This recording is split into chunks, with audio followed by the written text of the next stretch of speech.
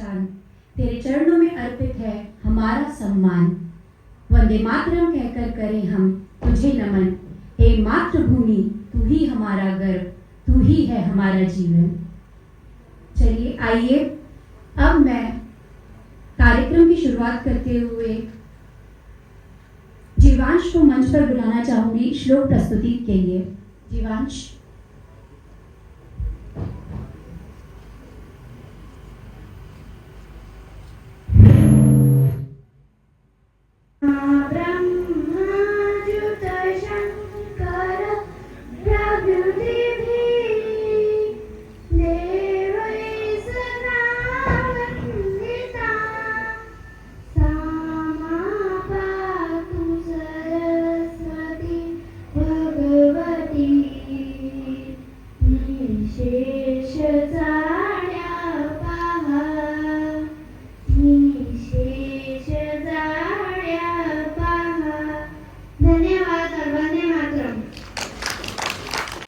वंदे मातरम, वंदे मातरम।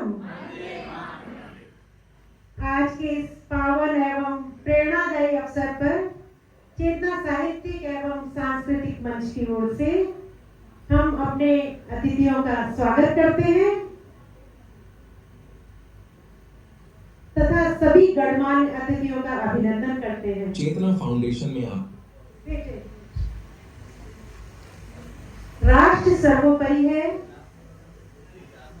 इस पावन उद्देश्य को हृदय में धारण करते हुए चेतना साहित्यिक एवं सांस्कृतिक मंच का अंकुरण 6 अक्टूबर 2023 को हुआ और तब से यह एक विचार नहीं बल्कि एक जन जागरण अभियान बन चुका है। हमारा संकल्प है कि हर हृदय में राष्ट्र प्रेम की ज्योति प्रज्वलित करें। संस्कार, संस्कृति और साहित्य के माध्यम से समाज को जोड़ना। विगत वर्षों में चेतना मंच ने अनेक प्रेरणादायक गतिविधियों का आयोजन किया है। बच्चों और बड़ों द्वारा भारतीय नौसेना के युद्ध पोत का भ्रमण, गोस्वामी तुलसीदास जी कृत रामायण का अर्थ सहित सामूहिक पाठ, सुंदर कांड का भावपूर्ण आयोजन, वृक्षारोपण अभियान, गुरुकुल और गौशाला भ्रमण, हिंदी दिवस, अंतर्राष्ट्रीय महिला दिवस, कारगिल विजय दिवस जैसे राष्ट्रीय पर्वों का आयोजन। हमारे बाल गोपालों ने परशुराम लक्ष्मण संवाद, डॉक्टर हेडगेवार जी, नेताजी सुभाष चंद्र बोस, स्वामी विवेकानंद, सरदार वल्लभ भाई पटेल जैसे महापुरुष पर आधारित नाटिकाओं के माध्यम से इतिहास को जीवंत किया है। चेतना मंच ने महाराष्ट्र साहित्य अकेडमी के साथ श्री राम विग्रहवान धर्म जैसे आध्यात्मिक कार्य भी आयोजित किए हैं, जिससे समाज में श्रद्धा, प्रेम और भक्ति की भावना सशक्त हुई है। हमारे ऑनलाइन और ऑफलाइन दोनों माध्यम से निरंतर यह सांस्कृतिक यात्रा आगे बढ़ रही है। प्रतिदिन हनुमान चालीसा और वंदे मातरम के माध्यम से हम राष्ट्र और धर्म के प्रति अपनी आस्था को और मजबूत कर रहे हैं। इन्हीं भावनाओं को लेकर हम आपके समक्ष प्रस्तुत कर रहे हैं वंदे मातरम नाटिका, जो उन अनसुनी, अनकही स्वतंत्रता सेनानियों की गाथा है जिसके बलिदान में हमें यह स्वतंत्रता दी है। आइए हम सब मिलकर उस इतिहास का नमन करें और अपने भीतर राष्ट्र प्रेम की अग्नि को पुनः प्रज्वलित करें। एक वीडियो के माध्यम से हम अपनी यात्रा अवगत कराएंगे। शहीदों की चिताओं पर लगेंगे हर बरस मेले, शहीदों की चिताओं पर लगेंगे हर बरस मेले, वतन पर मिटने वालों का यही बाकी निशान होगा। धन्यवाद। वंदे मातरम। वंदे मातरम, वंदे मातरम। মা তুমি কোথায় মা? তুমি কোথায় মা? তুমি কোথায় মা? মা আমি বন্দি, তোমাকে শত শত প্রণাম জানাই মা। আমাকে রাস্তা দেখাও, আমাকে রাস্তা দেখাও। मुझे मुझे कुछ सोच नहीं रहा गया है माँ। मैं बहुत दुखी हूँ, मुझे मार भी करिए माँ, मुझे मार भी करिए। मैं रोज आपसे प्रार्थना करता हूँ कि मैं मेरा देश और देशवासियों का पीड़ा नहीं दे सकता। मैं उनके लिए कुछ करना चाहता हूँ, मैं उनका दर्द बांटना चाहता हूँ, मैं उनका साथ देना चाहता हूँ, लेकिन कैसे माँ, कैसे माँ? ग्रीष्म हो माँ, ग्रीष्म हो, हम आपकी मात देखाओ माँ, हम आपकी मात देखाओ। जय माँ दुर्गे।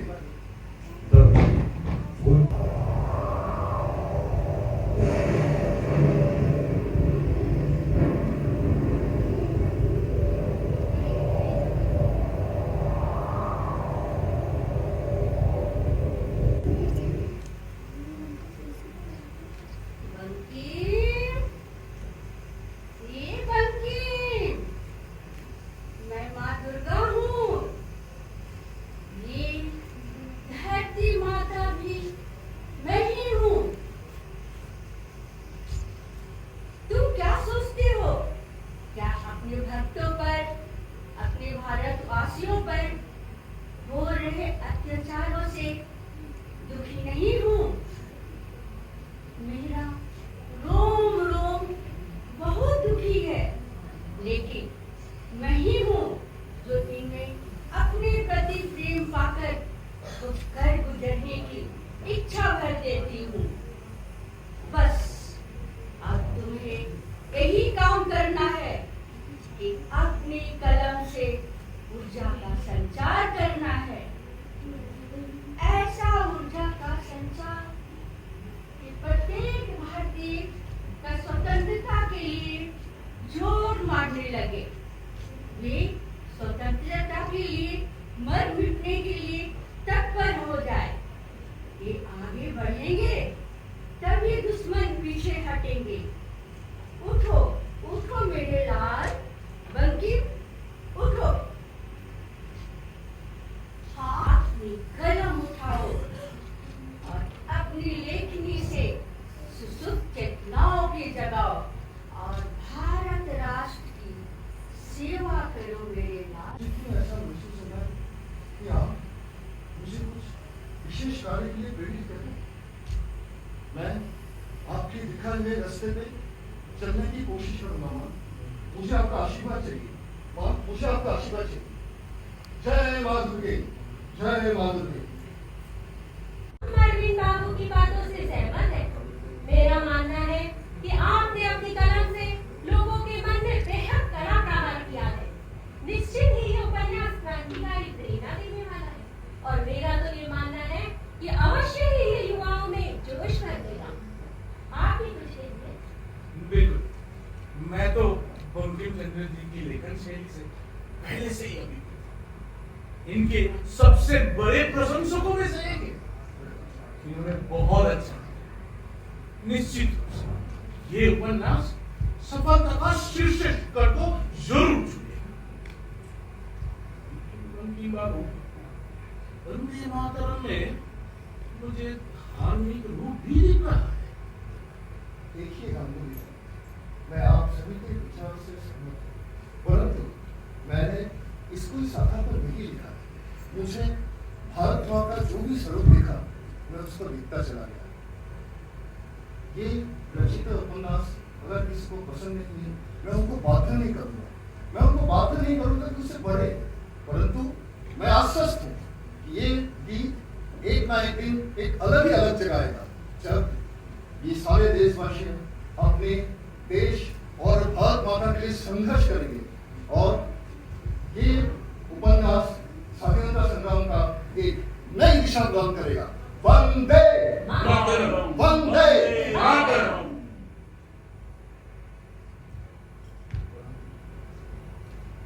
বঙ্কিম, তুমি এই আনন্দময় উপন্যাস খুব ভালোভাবে লিখতে পেরেছ, খুবই उत्कृष्ट लिखेছ। बंकिम, तुमने ये आनंदमठ उपन्यास बहुत ही उत्कृष्ट लिखा। तुम्हारा ये उपन्यास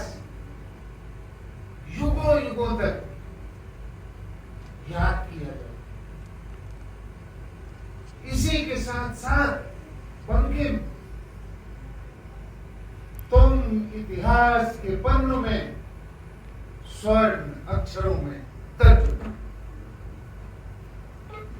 मैंने इस उपन्यास को बहुत ही गहराई से पढ़ा है और ये उपन्यास मुझे बहुत प्रिय है।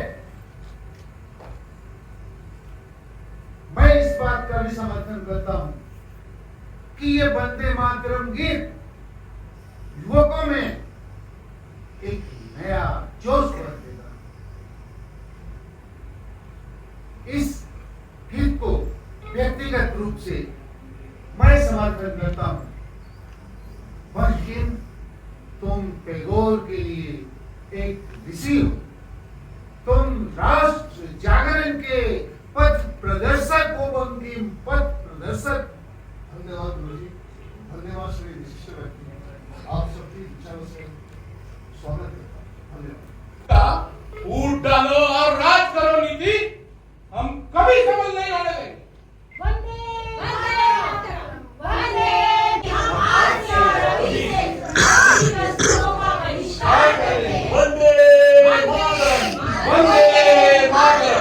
काल का विभाजन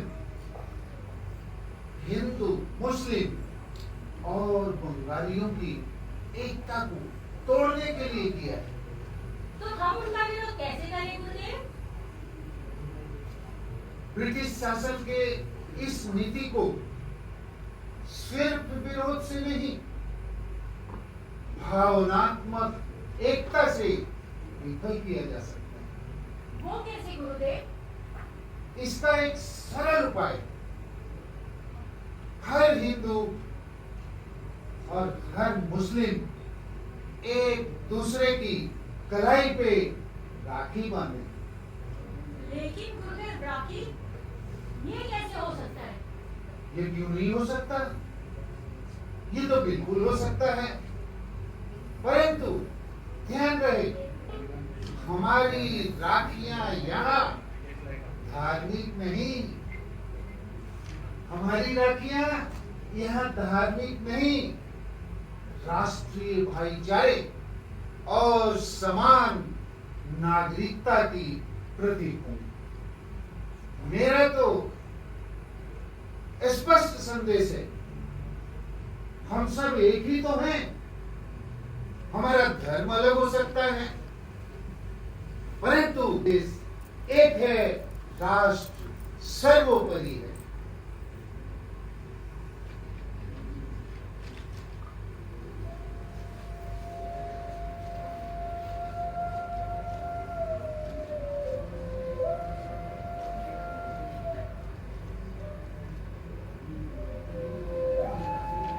सब बंद करो और वापस चले जाओ। हम शांतिपूर्वक हमारा बात रख रहे हैं। नहीं, मैं तुम्हें यह करने से रोकता हूँ। हम भी देखते हैं हमें कौन रोकता है।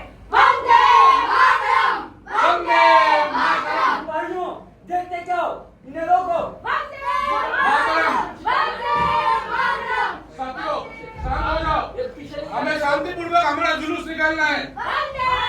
बहुत अकड़ दिखाता है। वंदे बहुत अकड़।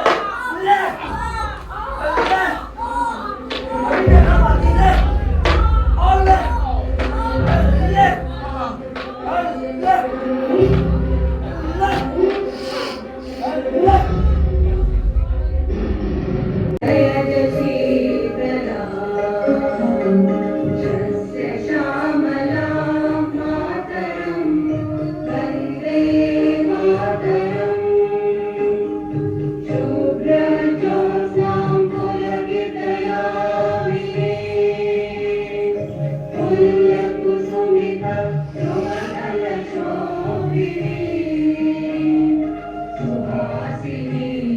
सुमधुर भाषिणी सुखदां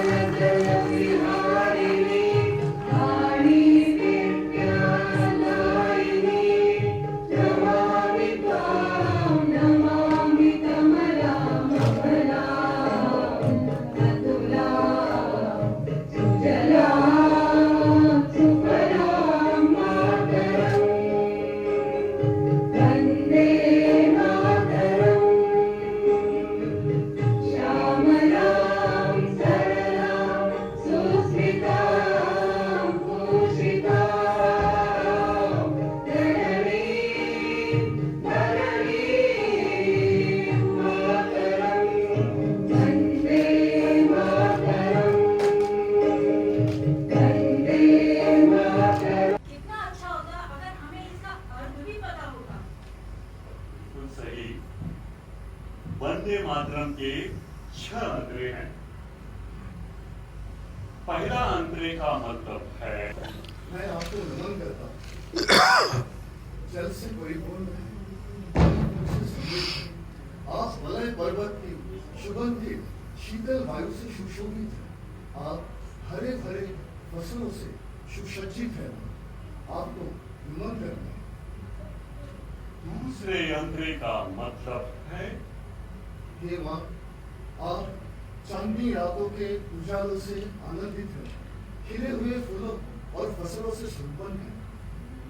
आप सुंदर मुस्कान देने वाली और मीठी बोल बोलने वाली है। आप सुख भी देने वाली है, वरदान भी देने वाली है। और तीसरे अंतरे का मतलब है, हे माँ, आप करोड़ों कंठों की गर्जना से गूंज उठती है। आप करोड़ों बाहुओं की शक्ति से सशक्त है। कौन कहता है मैं आप निर्बल हो? आप शत्रुओं को नाश करके हमें उद्धार करने वाली हो। चौथे अंतरे का मतलब है, हे माँ, तू ही विद्या है, तू ही धर्म है, तू ही हृदय में आत्मा में बसती है। तेरे भुजाओं में शक्ति है, हृदय में भक्ति है। तेरी ही प्रतिमा हर मंदिर में गढ़ी जाती है माँ। और पांचवा अंतरा का मतलब, हे माँ, तू दुर्गा है जब शस्त्र धारण करती है। तू ही लक्ष्मी है जो कमल पर विराजमान है। तू ही सरस्वती है जो विद्या प्रदान करती है। तेरी इस पवित्र, सुंदर और समृद्ध मूर्ति को मैं नमन करता हूँ, नमन करता हूँ। श्यामलां सरलां सुष्मितां भूषितां धरणिं धरणिं, इसका क्या अर्थ है? इसका अर्थ है, तू श्यामलम हरी भरी है। तेरी मुस्कान बहुत सुंदर है। तू धरती को धारण करने वाली है और हमें पालन पोषण करने वाली माँ। तेरी इस समृद्ध रूप को हम सभी नमन करते हैं माँ, नमन करते हैं। वंदे मातरम। वंदे मातरम। दुखी क्यों लग रहे हैं? मैं आप सबको ये बताना चाहता हूँ कि हमें और ज्यादा सावधान रहने की कोशिश करनी चाहिए, क्योंकि पुलिस हमारे पीछे पड़ी हुई है। उन्होंने अपना सारा खुफिया तंत्र हमारे पीछे लगा रखा है। इसका मतलब है कि उनके हाथ हम तक कभी भी पहुंच सकते हैं। मैंने ऐसा नहीं कहा, लेकिन वो हमें पकड़ने के लिए कोई भी कोशिश करेंगे। अगर हम पकड़े गए तो क्या होगा गुरुदेव? अरे यार, अगर पकड़े गए ना तो जुबान बंद रखनी है। वे चाहे हमारे ऊपर कितना भी अत्याचार करे। ये ठीक कहा आपने, लेकिन अब वक्त आ गया है कि हमें उनसे लड़ना होगा और अपने साथियों की रक्षा करनी होगी। लेकिन हम उनका मुकाबला कैसे कर सकते हैं? हम तो धनुष निकालकर शांतिपूर्वक प्रदर्शन करते हैं। ये सच है, लेकिन अब हमको अपना पद बदलना होगा और उनकी लाठियों का जवाब लाठी से और गोली का जवाब गोली से देना होगा। लेकिन गुरुदेव, हमें तो शस्त्र चलाना ही नहीं आता। हम अपने दल में बंदूकों के जानकारों को शामिल करेंगे। गुरुदेव, मैं ऐसा एक व्यक्ति को जानता हूँ जो शस्त्र चलाना जानता है। हमें शस्त्र दे भी सकता है और शस्त्र चलाना सिखा भी सकते हैं। अगर आज्ञा हो तो मैं उनको बुला के लेके आऊँ यहाँ पे। लेकिन तुम उसको कैसे जानते हो? मैंने उसको एक बार पुलिस से बचाया, तब उसने मुझे बताया कभी दिक्कत में हो तो मुझे याद करना। लेकिन अब वो तुमको कैसे और कहां मिलेगा? वो मुझे बता दिया कि हम उन तक कैसे खबर पहुंचा सकते। अगर आपको आज्ञा हो तो आप बताइए, अभी हम उनको यहाँ पे लेके आए। ठीक है, तुम उसको शीघ्र से शीघ्र यहाँ लाने की कोशिश करो। जो आज्ञा।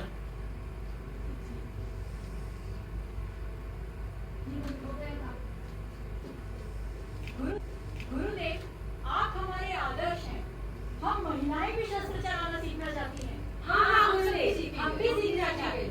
आप कैसे शस्त्र चला सकती हैं? ये अंग्रेज बहुत अत्याचारी हैं, उनका सामना हम नहीं कर सकते। मैं जानता हूँ उन्हें। हम क्यों नहीं कर सकते उनका सामना?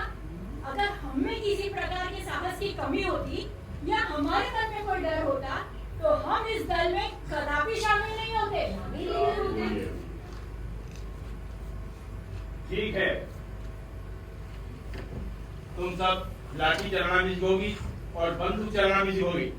जी गुरुदेव।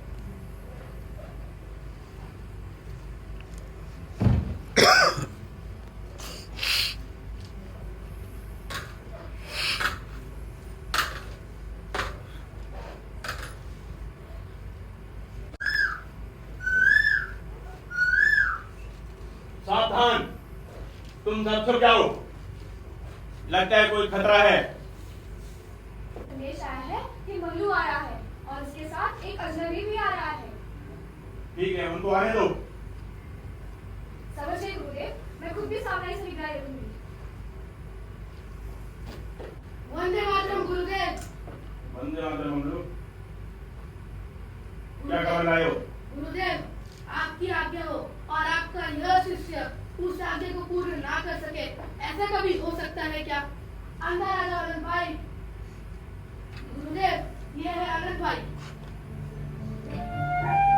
प्रणाम गुरुदेव। आयुष्मान आनंद। गुरुदेव, ये आनंद भाई बंदूक चलाने में माहिर है। इन्होंने हमें मदद करने का वादा भी किया है। ये हमारी मदद करेंगे तो इसके बदले में इनको क्या चाहिए? आजादी गुरुदेव, आजादी। मेरी भारत माता जो इतने दिनों से तड़प रही है, उन अत्याचारों से आजादी।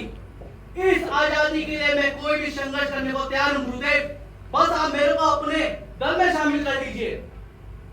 ठीक है, हम भी उसी के लिए काम कर रहे हैं। हमारा तुम्हारा उद्देश्य एक ही है, तो हम मिलकर लड़ेंगे और भारत माता को आजादी दिलवाएंगे। जी गुरुदेव, मैं आपका आभारी हूँ। आ जाओ सब लोग। हम अपने नए साथी का अपने खून से तिलक लगाकर स्वागत करेंगे। वंदे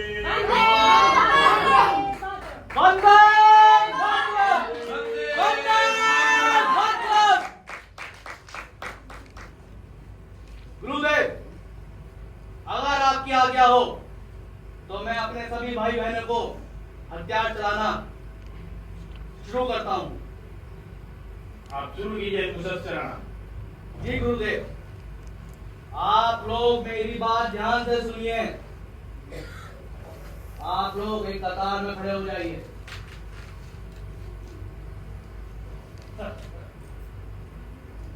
ये बंदूक है।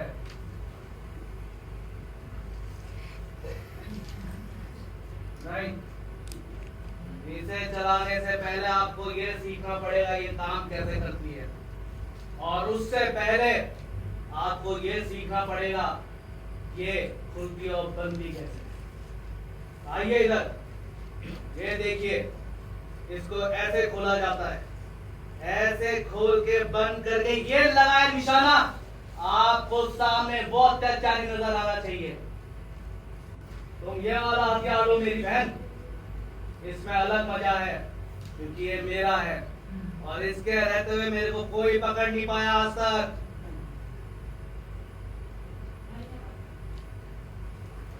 आओ, आपसे शुरुआत करते हैं।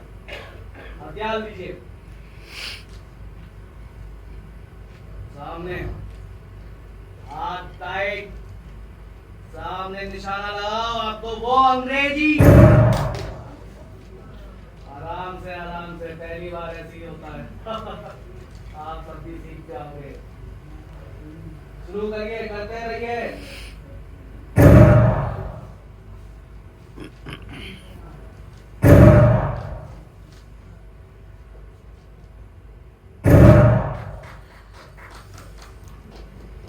घबराओ नहीं बहन।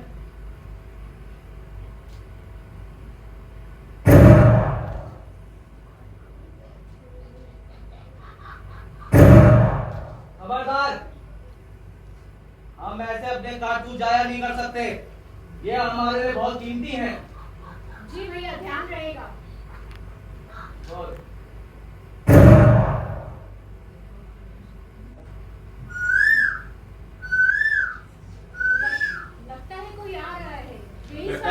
है। सावधान, तुम सब लोग चढ़ जाओ। गुरुदेव, गुरुदेव, गुरुदेव, अभी अभी संदेश आया है कि पुलिस इसी तरफ आ रही है। अब हमें क्या करना चाहिए? पुलिस को यहाँ आने का रास्ता किसने बताया? जरूर हमारे बीच में कोई गद्दार है। मैं कहता हूँ वो जो भी हो सामने आए, वरना। गुरुदेव, ये समय इस समय ये सब देखने का नहीं है। हम लड़ेंगे, जो होगा देखा जाएगा। नहीं गुरुदेव नहीं, ये नहीं हो सकता। अभी हम इसके लिए बिल्कुल तैयार नहीं है। या तो हम मारे जाएंगे, नहीं तो हम पकड़े जाएंगे। ठीक है, लेकिन हमें उस गद्दार का पता करना ही होगा। तुम सब लोग जाओ। तो क्या आप उनको अकेले संभालेंगे गुरुदेव? मैं अकेला ही रहूंगा। नहीं गुरुदेव नहीं, आप मेरी बात को समझिए। बड़ी मुश्किल से हमने ये संगठन बनाया है। अगर आप इस वक्त पकड़े गए तो ये स्वतंत्रता का संग्राम ऐसे ही रुक जाएगा। इतने मुश्किल से बनाया हुआ ये दल बिखर जाएगा गुरुदेव। हम आपको अकेले इस हालत में नहीं छोड़ सकते। लेकिन फिर भी हमें उस गद्दार का पता लगाना बहुत जरूरी है। तुम लोग जाओ। मंगला गोली जाओ।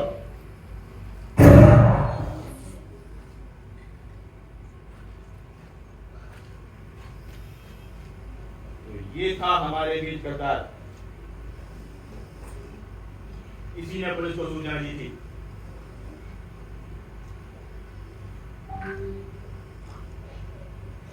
चलिए, अब हम सब लोग यहाँ से निकलेंगे अपने अपने रास्ते और कलकत्ता में शीघ्र ही मिलेंगे। जी गुरुदेव। जी गुरुदेव। चले तो वंदे मातरम। चलो भाइयों, चलो। वंदे मातरम, वंदे मातरम।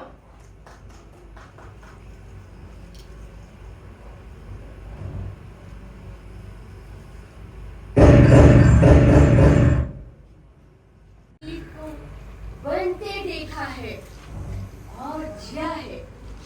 यही एक गीत सभी स्वतंत्रता सैनिकों का था।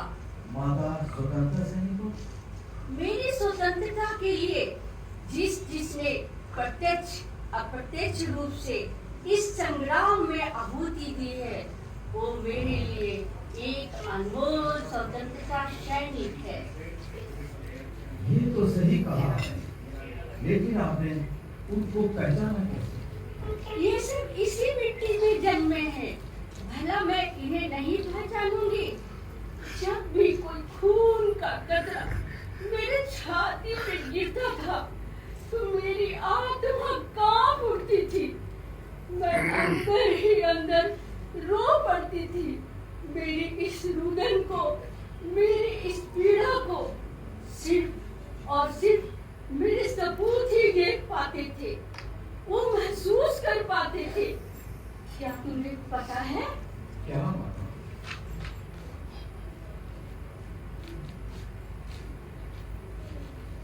बताओ ना माता, क्या पता होना चाहिए मुझे आजाद कराने के लिए, मेरा सम्मान वापस दिलाने के लिए, मेरे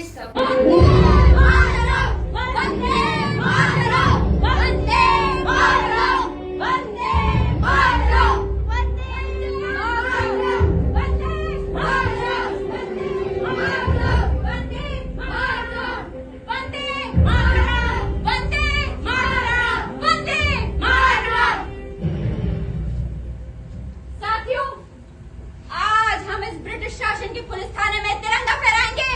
हम सब आपके साथ हैं। बोलो, हम सब साथ हैं। हाँ, हम सब आपके साथ हैं। हाँ, हम सब आपके साथ हैं, लेकिन हम बच्चे हैं। बच्चे हो तो क्या हुआ? आज दिखा देंगे कि भारतीय स्वतंत्रता के लिए उम्र नहीं, साहस मायने रखता है। कनकलता सही कह रही है। हम अपना साहस नहीं छोड़ेंगे। चलो, वंदे मातरम, वंदे मातरम। तुम बेटा बंद करो और वापस चले जाओ। हम वापस लौटने नहीं आए हैं। आज हम इस पुलिस थाने में तिरंगा फहरा के ही जाएंगे। मैं कहता हूँ एक कदम भी आगे बढ़ाया तो गोली मार देंगे। अगर आपने गोली चलाई तो हम पीछे हटने वाले नहीं हैं। वंदे मातरम, कनकलता, वंदे मातरम।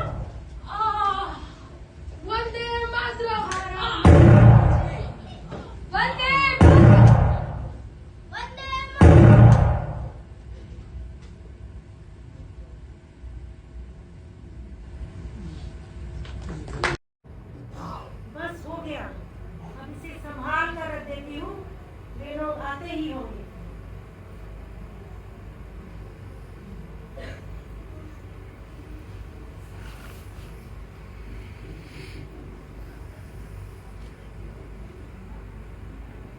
भाभी, भाभी, भाभी कहाँ हो? कहो शंभू, भाभी, मैं ठीक हूँ। भैया ने खाना मंगाया है। ठीक है, मैं देती हूँ।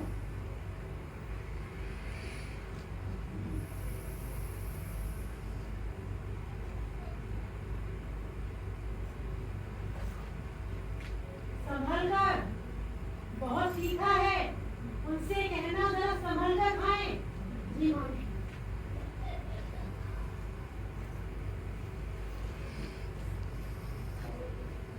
भाभी, भाभी कहाँ हो? कहो शंभू, कैसे हो? भाभी, भैया किधर है? वे अपने शिष्यों को बम चलाना सिखाने गए हैं। कहो क्या बात है? भाभी, भगत ने सैंडर्स की हत्या कर दी है।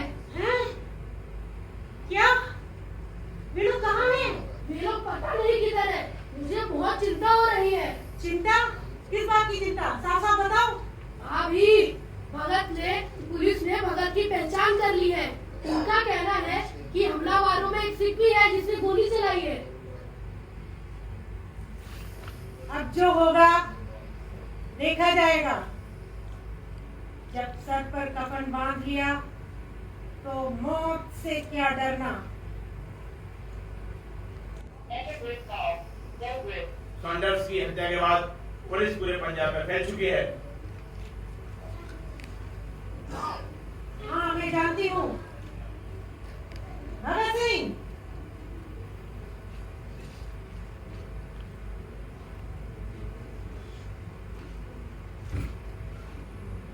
हमें भगत सिंह को यहाँ से निकालना ही होगा।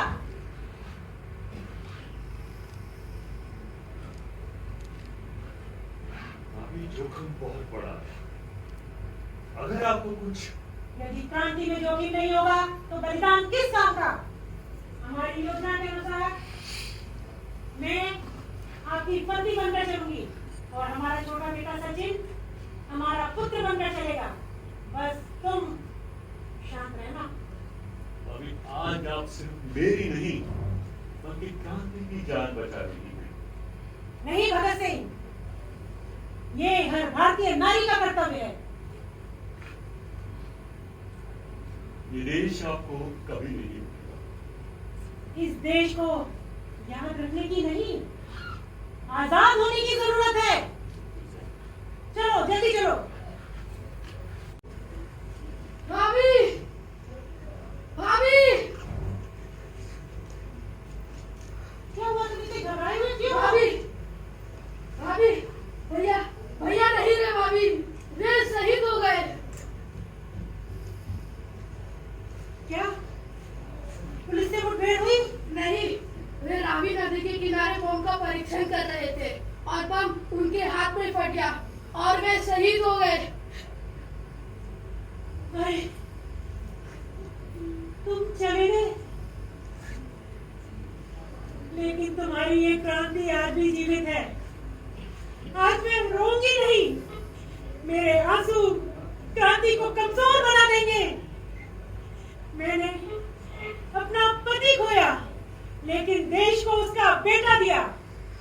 जब तक भारत आजाद नहीं होता, हर दुर्गा दुर्गा भाभी बनी रहेगी।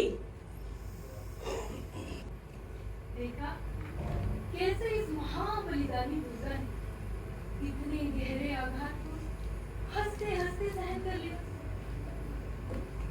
मैं कोटि कोटि नमन करती हूँ उन महान आत्माओं को जिन्होंने मेरा शीश गर्व से ऊंचा कर दिया। दुर्गा को किसी पद या फिर अधिकार का लोभ नहीं था, तभी तो स्वाधीनता के बाद भी उन्होंने अपना शेष जीवन सादगी के से बिता दिया। अरे बात करते करते मैं तो एक और वीरांगना को भूल ही गई। उनके बिना ये कहानी अधूरी ही रह जाएगी। वो थी भगत सिंह की माता, मेरी प्यारी विद्यावती को, जिसने अपने शेर जैसे पुत्र को मेरी सेवा समर्पित कर दी और अपने अरमानों का गला ही घोट दिया। जैसे हर माँ के अपने संतान के प्रति कुछ अरमान होते हैं या फिर अधिकार होते हैं, वैसे ही अरमान और अधिकार मेरी विद्यावती के भी। वो भगत सिंह को शादी के जोड़े में देखना चाहती थी। उसने तो मन ही मन तैयारियां भी शुरू कर दी। भगत, ओ भगत, उधर जरा इत्थे आई। हुई आनिया बेबे, हुई आनिया।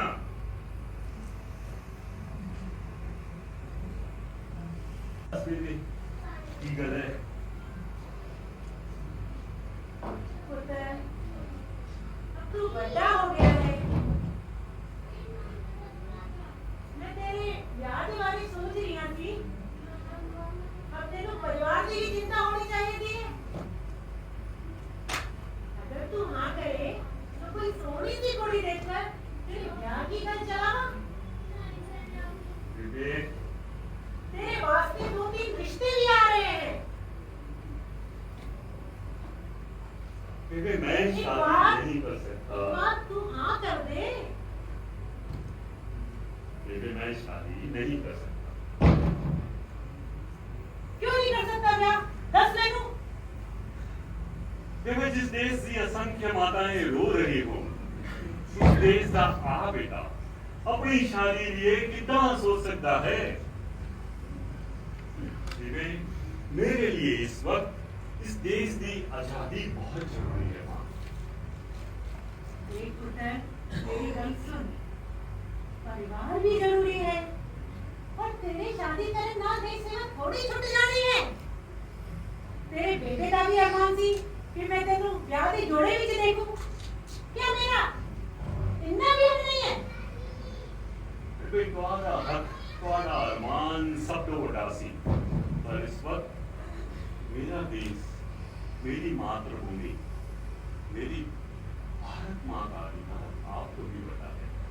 लेकिन जरा सोच, अगर मैंने शादी की तो मेरी पत्नी विधवा होगी और मेरे बच्चे अनाथ। ये मैंने अच्छी तरह से पता सी कि एक न एक दिन मैं फांसी के फंदे पे चढ़ जाऊंगा या उनकी गोलियों का शिकार हो जाऊंगा। ये मुझे अच्छी तरह पता सी माँ। तो फिर तेरा की फैसला है? बेबे मेरी शादी उस दिन होगी जिस दिन मेरा ये देश आजाद होगा। उसको पहले मेरा जीवन, मेरा ये शरीर, मेरी एक एक सांस इस देश के कर्जदार हैं बेबे। ठीक है पुत्र, अगर तेरा यही फैसला है तो मैं तेनू रोकना नहीं है। बेबे मैंने थानू दूध पहुंचाया, मुझे माफ करी बेबे। आपने मुझे जन्म दिया है और आपने मुझे इस देश का फर्ज निभाने के लिए शहीद होने की शक्ति दी है माँ, आपने दी है।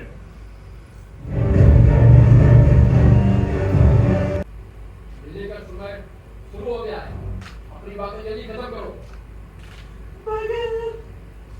मेरे लाल, मेरे चेर पुत्र बल्ला। माँ, माँ तुसी रो रही हो? माँ तुहानू तो खुश होना चाहिए सी। तुम्हारा बेटा शहीद होने जा रहा है अपनी मातृभूमि की सेवा के लिए। दस पुत्र कैसे न रो? मैंने जिसे गोद खिलाया। वो धरती माँ की गोद में सोने जा रहा है। बेबे तू कहती थी ना शादी कर ले। देख देख मैंने आजादी दे नाल शादी कर ली है। अब तो तू खुश है ना माँ। मैंने आपके दूध का कर्ज चुका दिया है बेबे। तू ठीक कहता है बेटा, मैं लेकिन उससे पहले मैं इस देश की बेटी हूँ। तू खुश है मेरे लाल। बेटे, अगर लोग तुझे कहें कि तूने अपना बेटा खोया, तो तू कहना मैंने अपना बेटा नहीं खोया, उसे उसकी माँ को सौंप दिया है। मेरा बेटा मेरा था ही कब? वो तो हमेशा से ही भारत माता का बेटा रहा है। मैं जब भी अपना अगला जन्म लूं तो मैं गुरु नानक को यही प्रार्थना करूंगा, यही अरदास करूंगा कि बड़ी को बनाती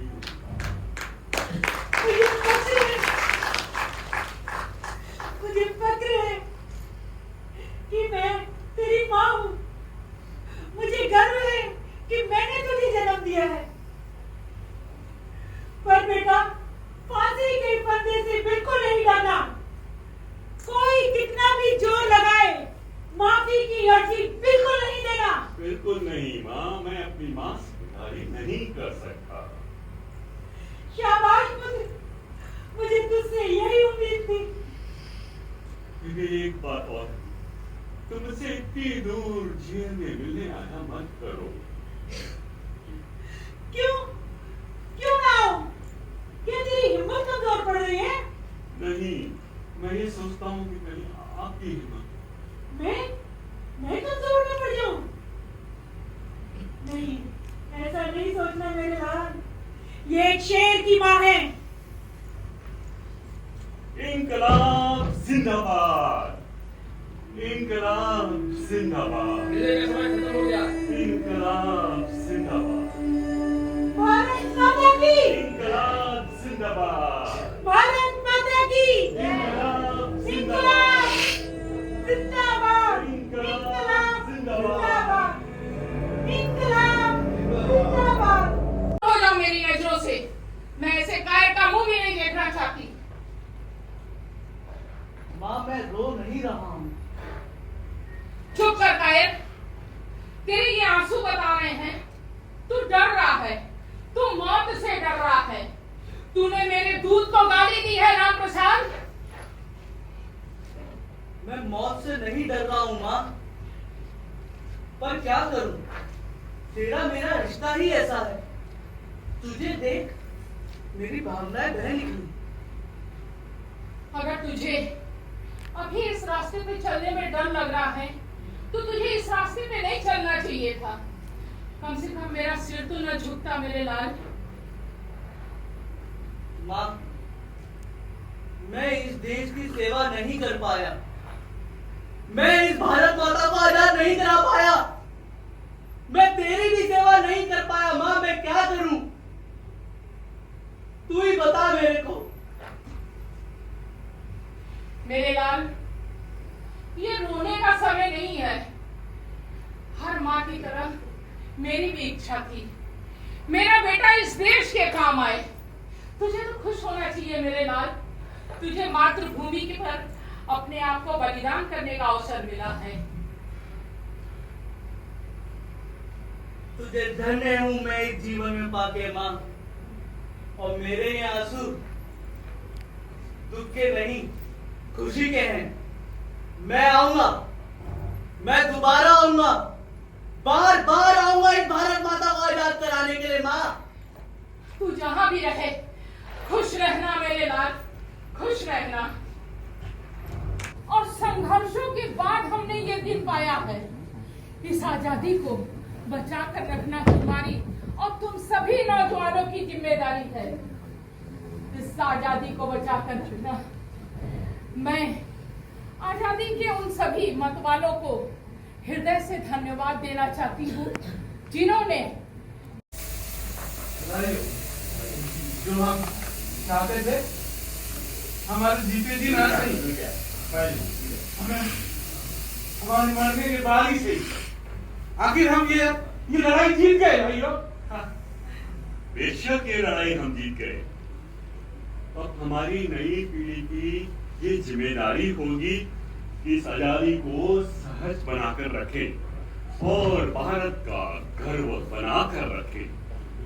कोई चिंता की बात नहीं है मेरे मित्र।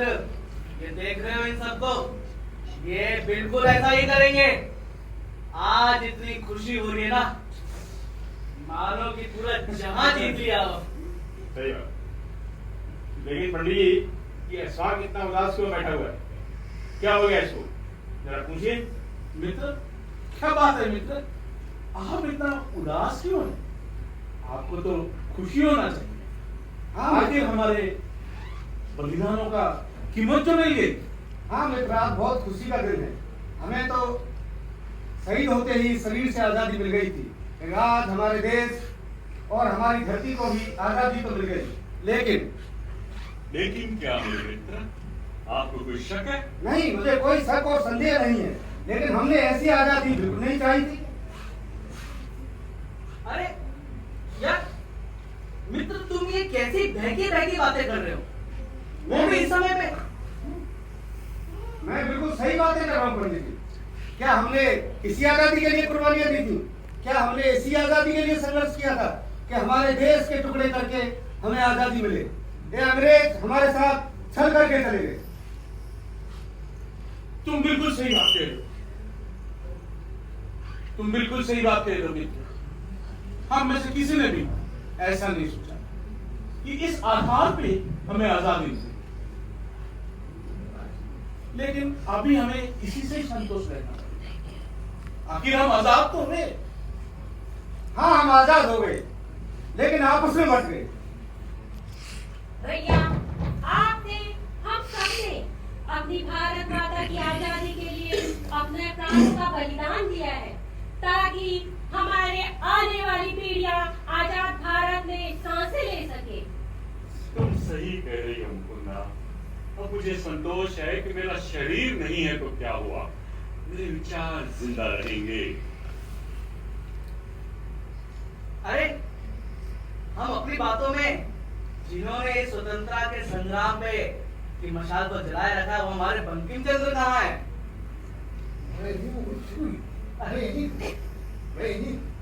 मैं तो अपने मातृभूमि को नमन कर रहा था, और मैं आप सबसे धन्यवाद कहना चाहूंगा कि इस गीत को जब मैंने रचना की थी, मुझे एहसास हो गया था कि ये गीत एक ना एक दिन एक ऐसी कहानी लिखेगी, और इसने एक ऐसी कहानी लिखी जिसने अंग्रेज सरकार को भी घुटने टेकने के लिए मजबूर कर दिया। मैं आप सबसे धन्यवाद भी करता हूँ कि आपने मेरे इस गीत को अपना कर एक शस्त्र बनाकर स्वाधीनता संग्राम को नई दिशा दिखाई। हाँ बाबा,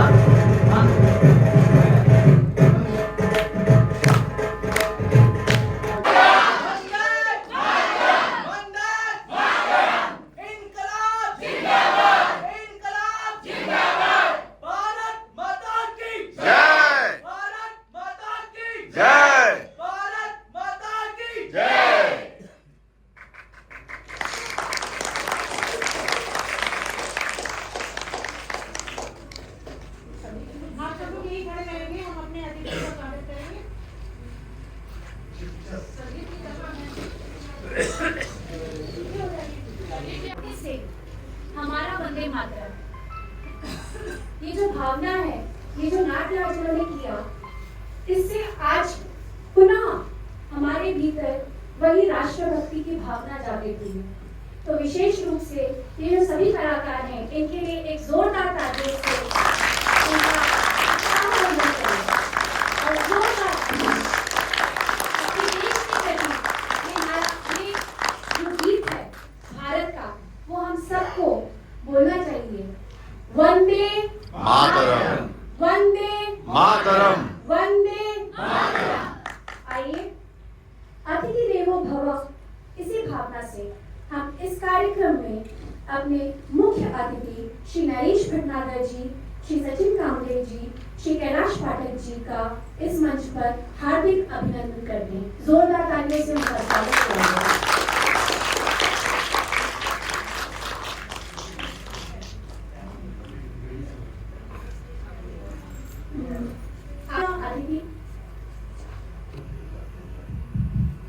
सपने में भी नहीं सोचा था कि इतना सुंदर प्रस्तुति यहाँ देखने को मिलेगी।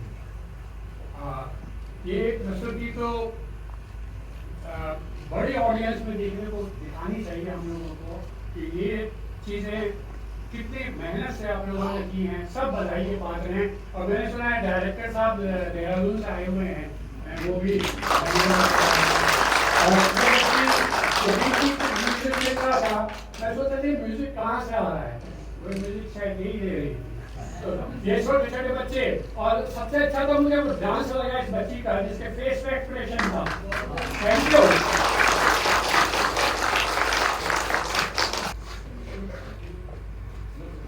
आइए सर।